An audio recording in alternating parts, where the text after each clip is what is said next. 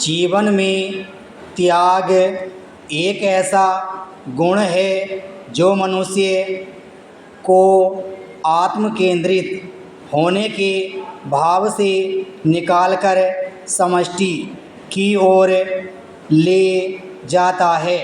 जब कोई व्यक्ति अपने स्वार्थ, अपनी इच्छाओं और लालसाओं को छोड़कर दूसरों के हित में कुछ करता है तो वह केवल दूसरों के जीवन को ही नहीं संवारता बल्कि स्वयं के भीतर भी एक अनुपम संतोष की अनुभूति करता है। त्याग का अर्थ केवल भौतिक वस्तुओं को छोड़ना नहीं है बल्कि अपने समय, ध्यान, संवेदना और प्रेम को बिना किसी अपेक्षा के बांटना भी है।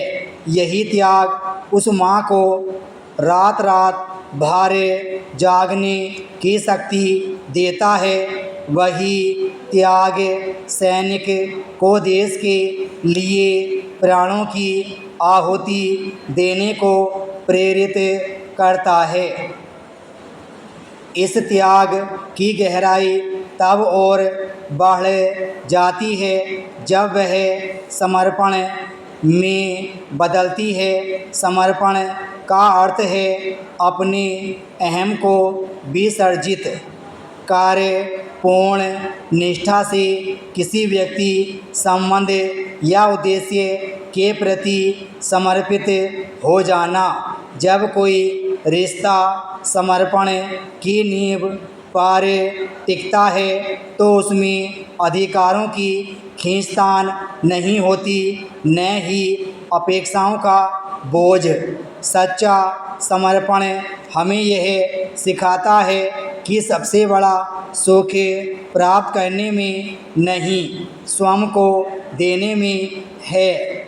जब हम अपने आत्म स्वरूप को किसी महान उद्देश्य में लीन कर देते हैं तभी जीवन अर्थवान बनता है, क्योंकि वह आनंद जो इस समर्पण से प्राप्त होता है वह किसी बाहरी उपलब्धि से नहीं, भीतर की तृप्ति से जन्म लेता है।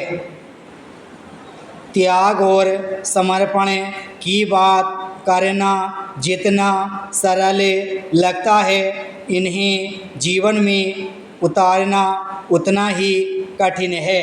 ये तभी संभव है जब मन से झूठा अहंकार विदा हो चुका हो। त्याग बिना दिखावे के होता है, समर्पण बिना शर्तों के। मगर जब मन अभिमान और अकड़ से भरा होता है तब न तो हम त्याग कर पाते हैं न ही समर्पण। उस स्थिति में हम केवल मैं तक सीमित रह जाते हैं और हमारी खुशियाँ भी उसी संकीर्ण दायरे में सिमट जाती है। वास्तव में सबसे सच्ची खुशी उस क्षण प्राप्त होती है जब हम अपने मैं से ऊपर उठकर किसी के हम का हिस्सा बनते हैं। जब हम बिना किसी अपेक्षा के किसी की भलाई के लिए कुछ करते हैं तो भीतर एक आत्मिक आनंद का संचार होता है। यह आनंद त्याग और समर्पण की उस आंतरिक प्रतिक्रिया का परिणाम होता है जो तब संभव है जब हम अपने भीतर के अभिमान और कठोरता को पिघला चुके हों। इसी क्रम में आता है क्षमा, जो त्याग और समर्पण का ही एक उच्चतम रूप है। विराम स्टॉप।